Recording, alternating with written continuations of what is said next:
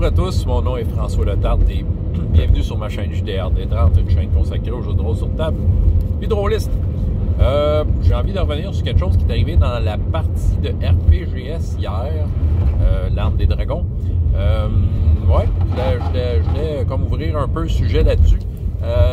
J'avoue que j'ai pas revu la vidéo, fait qu'il faudrait, tu sais, il y a peut-être des infos qui seront peut-être pas très à jour avec ce qui se passe en réalité. Mais voilà, la vidéo, je vais l'appeler le 1 controversé. Faire une histoire courte, je demande un jet de dés à un des joueurs par rapport à une situation de bluff. Tu sais, question de convaincre des gardes de laisser les personnages tranquilles parce qu'ils posaient beaucoup de questions. Fait que pour se sortir du trouble, j'ai décidé qu'un bon bluff ferait l'affaire. J'ai mis une difficulté en place. Le joueur en question a roulé un 1. Donc, pardon, dans un jeu comme True 20 qui fait penser à Donjon, on peut très bien associer le 1 à l'échec critique. Ce qui est le cas dans Donjons et Dragons, je crois, mais c'est ça. Mais c'est la perception d'un échec, tu sais, du pire jet de dés que tu peux avoir, OK? Puis la conséquence que ça a en jeu. Parce que, pourquoi je dis que c'est controversé? C'est parce que, Marc, qui était dans le game, lui, il trouvait ça très drôle que, malgré le 1, qu'il n'y ait pas de grosses conséquences à ce qui s'est passé. Même, il a même l'impression que ça, je dirais pas rien fait, mais comment je pourrais dire?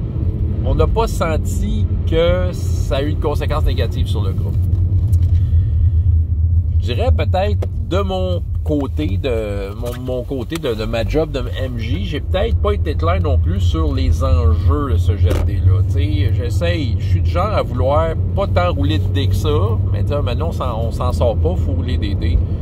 On a envie que l'issue soit incertaine. On a envie que, tu sais, d'avoir ce suspense-là et que les dés interviennent.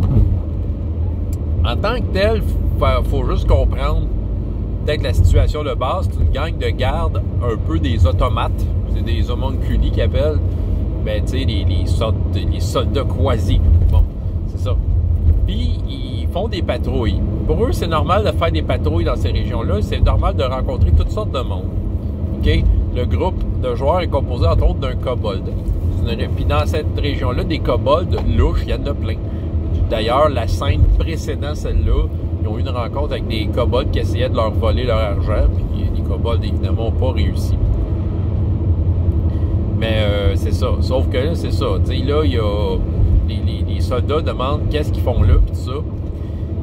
Puis le bluff, en fait, c'est ça. C'est peut-être là que j'ai pas été clair. Déjà, la réussite d'un bluff, les soldats quasi auraient peut-être laissé les personnages tranquilles et continuer leur patrouille. Ça aurait été comme la réussite. L'échec a eu comme conséquence que les soldats ne croyaient pas les joueurs. Mais tu sais, en tant que tel, il n'y avait pas non plus de raison de leur sauter à la gorge. C'est ça. T'sais, c'est vrai que le 1 peut évoquer ce côté dramatique-là de l'échec critique, puis que ça va complètement dans l'autre sens. Et j'aurais pu jouer cette carte-là. Mais je la sentais pas, celle-là. J'aurais pas vu pourquoi 10 soldats quasi auraient pu faire autant de trouble aux joueurs. D'autant plus que dans l'histoire, OK, mettons qu'on regarde d'un point de vue maître de jeu et gestion de sa campagne, ça aurait foutu le trouble, là, mais d'aplomb dans la campagne. Puis il n'aurait pas survécu ce combat-là. Même si j'aurais mis les quasi aux minions au complet, à la gang, il faisait pas le poids contre eux autres. T'sais. Il serait peut-être fait arrêter, peut-être. J'aurais pu faire ça. En même temps, je le sentais pas. C'est ça. Fait que, tu sais, j'ai peut-être pas été clair non plus sur la conséquence négative. Tu sais, une habitude que j'essaie de prendre un peu plus, inspiré de jeux comme Tranchon et Tracon, où, en tant que maître de jeu, t'as pas le choix de faire ça parce que t'enroules pas de dés. Fait que, tu sais, ce qui fait que le jeu a du sens. Ce qui justifie le fait que le maître joue pas de dés, c'est qu'au lieu de rouler des dés, ce qu'il dit avant que les dés roulent, qu'est-ce qui va se passer en cas d'un échec. Et ça, j'aime cette façon de faire-là. Fait que ce qui fait que, tu sais, avant de rouler le dé, j'aurais peut-être dû dire, ben, il vous croit pas, puis, tu sais, et décrire la conséquence qui est arrivée, c'est-à-dire que les soldats ont décidé d'accompagner les joueurs, de les escorter parce qu'ils voulaient les surveiller, puis qu'il y ait un être vivant d'autorité qui les interroge. C'était ça leur but. Fait que, dans le fond, la pire conséquence que j'ai pensé à ce moment-là, ben, c'était le fait que les soldats, ils seraient juste avec eux autres, tu sais. Puis probablement que si un des joueurs a voulu se pousser, peut-être que là, il aurait été dans le trouble. Mais ils ont été quand même assez obéissants. Parce que d'un bord ou de l'autre, il n'y avait pas de raison de s'attaquer ou de faire ça. T'sais, autrement dit, il y a un bon respect de l'autorité comme je l'aime. Bon, ben c'est ça. Mais en tant que tel, c'est ça. Mais c'est ça, il y avait une controverse par rapport à ce 1-là. Puis moi, je pourrais dire 1 sur un des 20, là. Tu sais, mettre de quoi de grave 5% du temps, c'est énorme. C'est énorme. Que 5% du temps, tu performes super bien en roulant un 20, c'est plus crédible que de manquer ta shot une fois sur 20 dans ta vie. Tu sais, t'attaches tes souliers 20 fois dans la journée. Il n'y a pas une fois que ça va être catastrophique que tu vas déchirer tes souliers. T'sais. Tu comprends-tu? C'est sur 20 fois, il n'y aura aucune de ces fois-là. OK? C'est ça. Des fois, la conséquence est autre, elle est plus minime. Tu sais, c'est quoi? Mettons que je prends l'exemple d'attacher tes souliers. T'attaches tes souliers 20 fois. C'est quoi l'issue? Tu sais, c'est quoi que tu essaies de faire? C'est d'attacher tes souliers le plus vite possible. Tu veux qu'en dedans de 20 secondes, ça soit réglé. Mettons qu'en jeu de rôle, tu traduis ça, tu as roulé un 1. Ah, finalement, tu sais, t'as un petit nœud à défaire, puis ça te gosse pendant 2 minutes, le temps de défaire ton petit nœud pour pouvoir commencer. Tu sais, c'est la pire conséquence qui peut arriver. Tu vas être 2 minutes en retard. C'est ça, des fois, la pire conséquence, c'est pas si pire que ça. Puis dans ce cas-là, en tant que maître de jeu, je l'avais pas senti. Mais je pense juste que c'est ça, j'aurais peut-être pu être clair sur c'était quoi vraiment l'issue de ce jet de dés-là, à quoi qu'il servait. Et c'est aussi des moments où, en tant que maître de jeu, tu te poses la question, est-ce que c'était vraiment nécessaire de rouler le dé?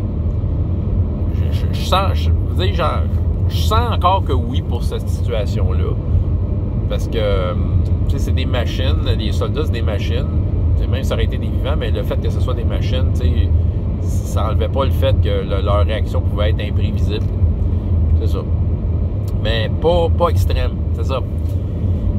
Fait à noter, c'est pas dans tous les jeux où les 1 et les 20 ont des conséquences extrêmes, t'sais, des réussites critiques et des échecs critiques. C'est très associé à Donjons et Dragons.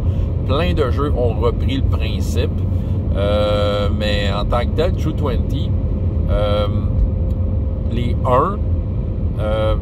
les 1, c'est juste que ça te garantit que tu as manqué ton coup. OK? Tu as une chance sur 20 de manquer ton coup. Peu importe ton talent. OK? Mais il n'y a pas de conséquence au-delà de manquer ton coup. T'sais, la conséquence négative prévue, ça va être la même. Pour ce qui est du 20, ben c'est ça. Ça te garantit que tu as réussi. Mettons que tu avais peu de chances de réussir, ben c'est peut-être une réussite marginale. C'est au maître de jeu, selon les circonstances, d'établir qu'est-ce qui se passe en réalité. Il y a juste en combat qui ont gardé le principe du critique tel que présenté dans le système des 20, dans les versions de Donjons et Dragons et de Pathfinder, c'est-à-dire que si tu roules un 20 naturel, ben tu es dans le threat range qu'ils appellent, puis tu peux relancer le dé, puis si ta relance fait en sorte que tu toucherais ton adversaire, ben c'est là que tu confirmes un critique.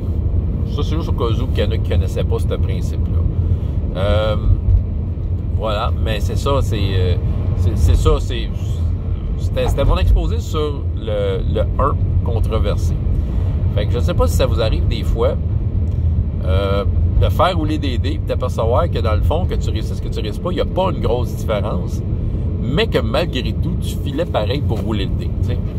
Fait que je veux vos anecdotes là-dessus. François Le Tarte de JDR D30 et jusqu'à la prochaine fois et autant de plaisir dans la vie, dans les jeux. Au revoir.